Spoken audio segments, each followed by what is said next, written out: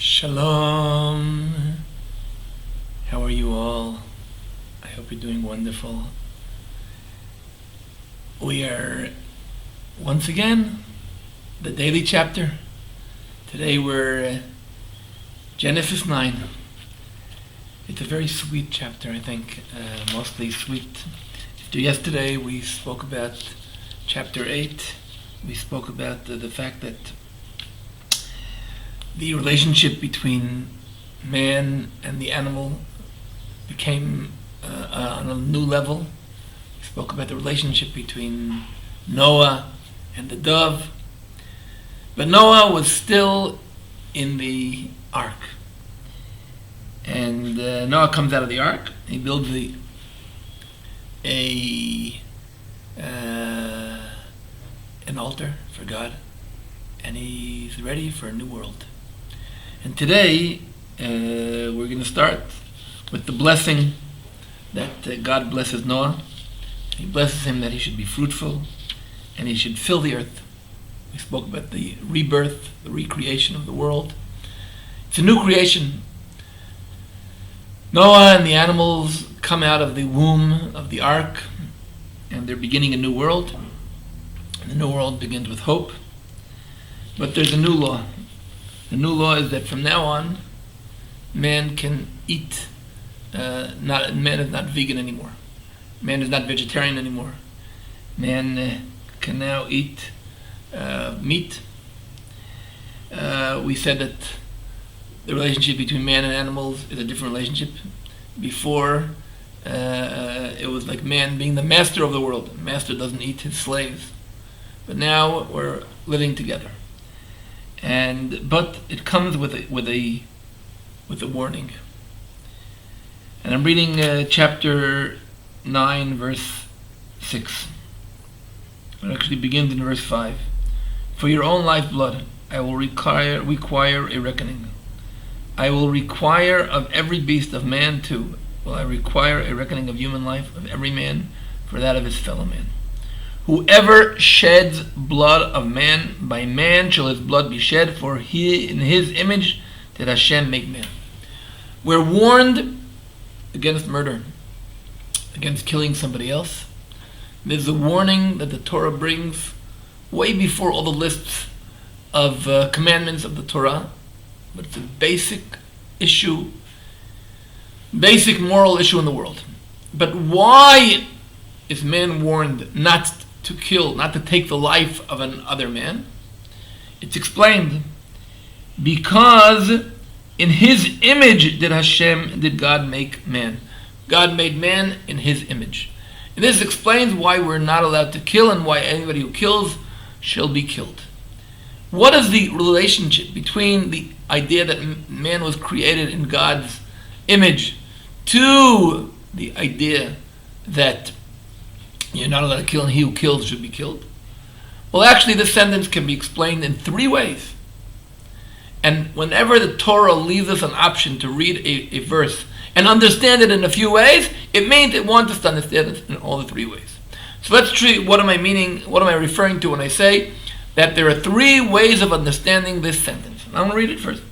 Whoever sheds the blood of man, by man shall his blood be shed, for in his image did God make man.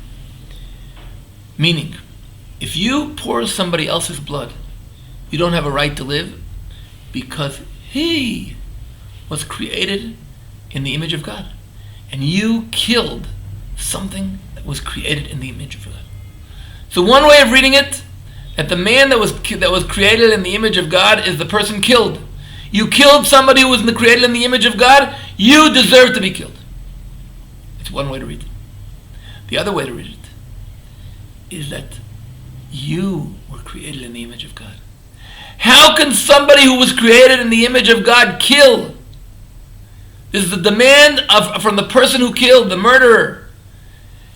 A person who murdered somebody should be killed because he was created in the image of God. And how can somebody who was created in the image of God go kill someone else? Therefore, he deserves to be killed. Finally, there's a 3rd way of reading it. And I think the 3rd way is no less important.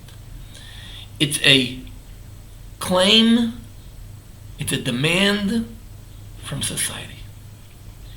You as a society, you as the humankind, you were created in the image of God, and therefore you cannot allow a situation where man kills man.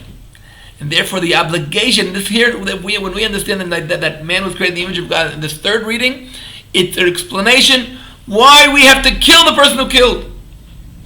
So first we said the reason that the reading is that he who was killed was created in the image of God. Secondly, the one who killed was created in the image of God. And the third reading today is that you as a society, you as the mankind, you were created in the image of God, and you cannot allow a situation where a murderer is walking around between you. So again, the one who was killed was in the image of God, and therefore you killed someone like that. You killed somebody who was created in the image of God. You deserve to be killed. The explanation is, you killed somebody and you're created in the image of God. A person who's created in the image of God does not deserve to continue living. And the third way is, you as humankind cannot allow murderers to live amongst you. So what happens? God says to Noah and to his children, I am now making a covenant with mankind. There will never be any more flood that will destroy humankind. And as he says, I will establish my covenant with you and your offspring to come, and with every living that is with you, birds, cattle, and every wild beast as well, all that have come out of the ark, every living thing on earth, I will maintain my covenant, and there will never again shall all flesh be cut out of waters of flood. And then he puts a symbol. God puts a symbol. This is the sign that I set for the covenant between me and you and every living creature with you from all ages to come.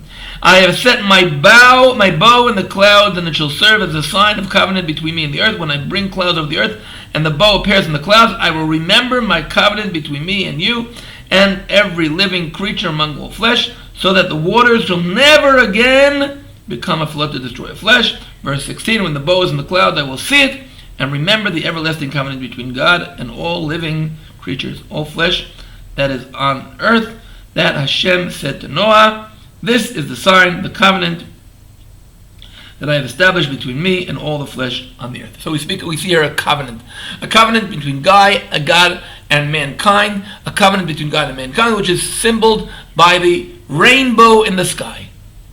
What is the rainbow? How does the rainbow in the sky symbolize the covenant between man and God? Well, I think we can explain this in a few different ways. First of all, the shape of the rainbow. A bow is something that we use to shoot an arrow. It's a instrument used for war. When it's used for war, the arch is facing towards the enemy, so that you can face it. The arrow will shoot towards the person being. The rainbow in the sky is the opposite. And therefore God says, my bow was facing towards you when I put a flood on the ground. Now the bow is turned over and it's not facing towards you anymore. That's in terms of the shape. Secondly, the bow represents the fact that the bow is in the clouds. Clouds, throughout the Bible, very often we see that it appears. The cloud is a covering, something that covers. We know that in the temple, we know the cloud of the incense. We know when Moses went up to Mount Sinai, the cloud, and when the people of Israel were walking in the desert, the cloud is always a symbol of God bringing His protection. When God puts the bow into the cloud, it means He put His ammunition in the drawer. He put away His ammunition. So He has the ammunition; it's put away. So we can either look at the fact that the cloud, that the bow is not facing the direction, so we're not any more enemies of God. Secondly, we can refer to the bow as in the cloud. It's put in it's put in the drawer. The third way of looking at it is where the only other time where the bow is mentioned in the Bible, and that is in Ezekiel chapter 1. In Ezekiel chapter 1, towards the end of the chapter, in verse 28, last sentence, like the appearance of the bow was shrines in the clouds on a day of rain, such was the appearance of the surrounding radiance, the appearance of the semblance of the presence of God. The bow in itself represents the presence of God. Not the fact that not its direction, not the fact that it's covered by a cloud, but this is one of the things that symbolizes there is something living here in the heaven. It's a colorful thing. It's something that shows that there is something beyond the heaven, behind the sky. This is the presence of God in the world. So that's a third way of looking at it. There's a fourth way of looking at it, which I usually personally like, and I very much like. What is the concept of a rainbow? A rainbow is the meeting between two things that usually don't get along together. Sun, fire, and rain. Fire and water usually don't get along together. One puts out the other. But either the fire dries up the water or the water puts out the fire. The rainbow is a symbolism of two things that are against each other and living together peacefully. And this is a peaceful situation that the world is in after the flood.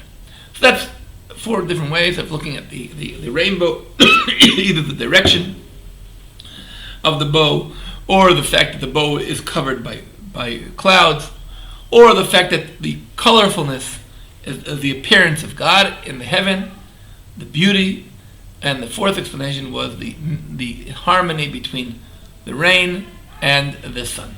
So this is what we see, and finally we'll go on to the final part of the chapter, the final part of our chapter.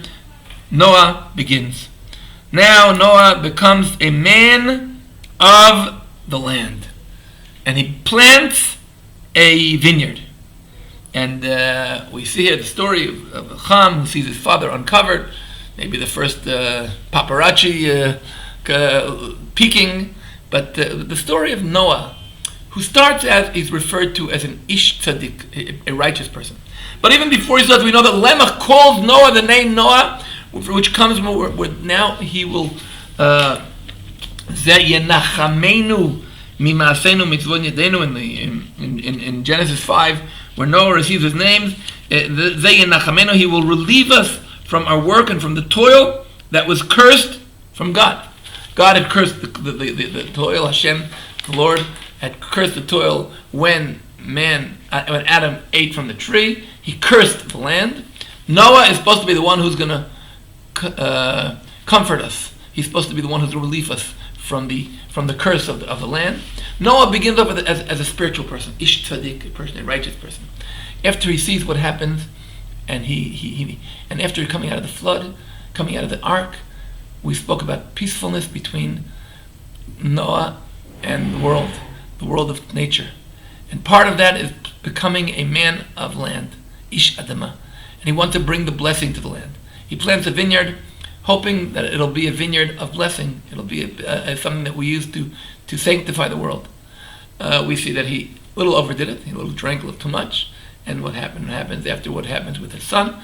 But the idea of Noah trying to develop a peacefulness between man and the toil which was cursed after Adam ate from the tree. So today we began seeing the idea, the obligations of man, the moral demand of man not to murder. We spoke about the covenant of the cloud and the rainbow, and we finalized with the peacefulness that Noah develops new attitude towards this world. I hope you enjoyed it, and I love you all, and thank you for joining us from Jerusalem. Shalom to all of you. God bless you all with so much love. Shalom, shalom.